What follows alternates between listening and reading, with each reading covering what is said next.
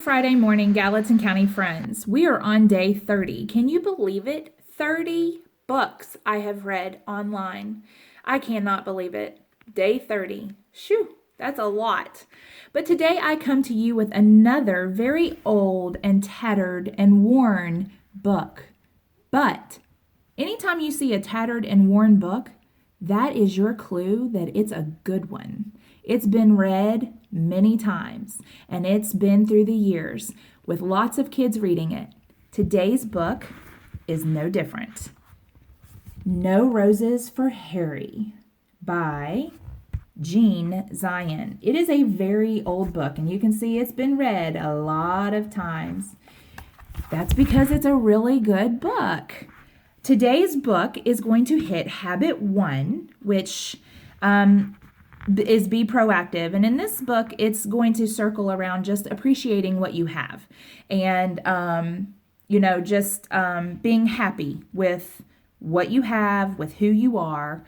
And then it's going to also hit Habit 4, think win-win, because in the end, even though it happens accidentally, everyone's going to end up happy at the end. So that's what makes a good book, a happy ending. So here we go. Habit 1 and Habit 4 today, No Roses for Harry by Jean Zion.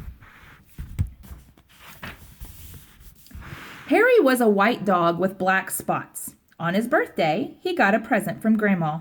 It was a woolen sweater with roses on it. Harry didn't like it the moment he saw it. He didn't like the roses. We can probably understand why. He's a boy dog. What kind of boy would like to wear roses all over his sweater? Not Harry, that's for sure. When he tried it on, he did feel cozy and snug, but he still didn't like the roses. He thought it was the silliest sweater he had ever seen. The next day, when Harry went downtown with the children, he wore his new sweater. When people saw it, they laughed. When the dogs saw it, they barked. Harry made up his mind right then and there he was going to lose Grandma's sweater. Now, I will admit, Habit 1 right there, that was probably not a very good idea for him to think that he wanted to lose the sweater. Because if he really thought about it, what would happen when Grandma came to see him and asked where the sweater was? He wouldn't have an answer, would he? When they went into a big store to shop, the children took off his sweater and let him carry it. This was just what Harry wanted. First, he tried to lose it in the pet department.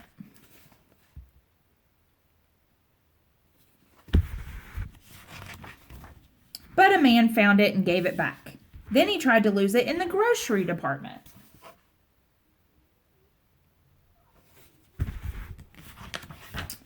But a lady found it and gave it back. He tried to lose it in the flower department.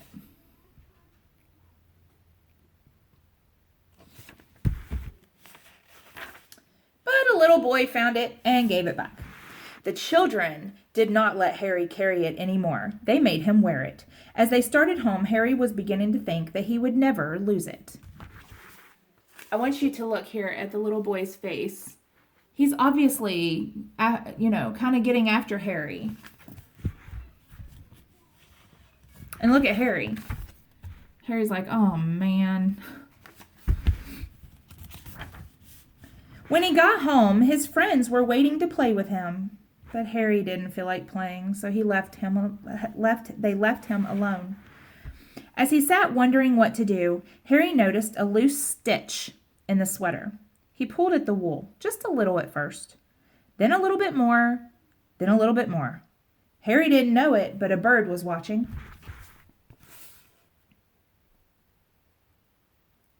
Where's the bird?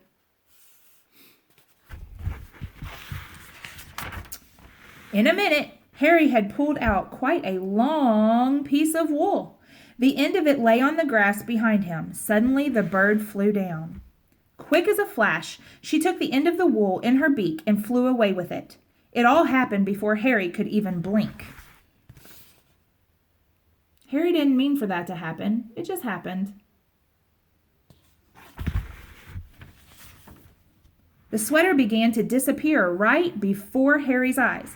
First one leg, then the neck, then the other leg, then the back, and finally the whole thing was just one long, long piece of wool flying into the sky.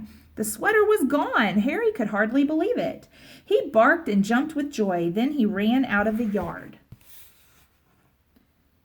Now again, Harry is happy here, but he's not really thinking about how Grandma's going to feel.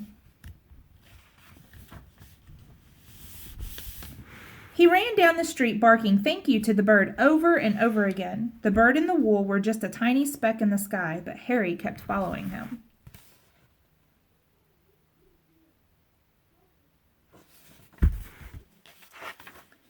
He came home very thirsty and tired and was having a drink in the kitchen when the children ran in. "We got a letter from Grandma," one of them said. "She's coming to visit us," shouted another. Uh-oh. Harry thought of the sweater and his tail drooped. Before Grandma came, the children looked everywhere for that sweater. They wanted her to see how nice Harry looked in it. Of course, they couldn't find it, and only Harry knew why.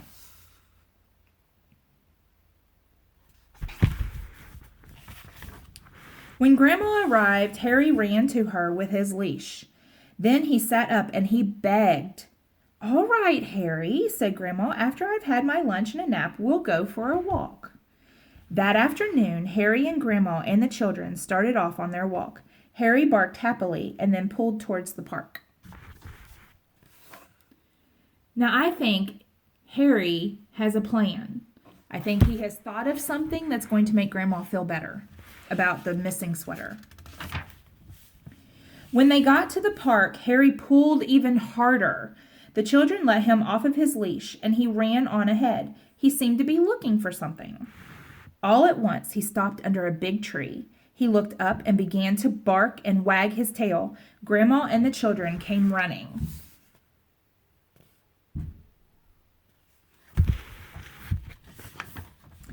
They got to the tree and looked up too. Suddenly, one of the children said, "I see a nest." "It's made of wool," said the other. "And it's the very same color as Harry's sweater," they shouted together. "It is Harry's sweater," exclaimed Grandma. Just then a bird looked down out of the nest. "Look, Grandma, look," shouted the children. "Harry gave his sweater to a bird." "I wonder how he did that," said Grandma. The bird sang, and Harry wagged his tail even harder.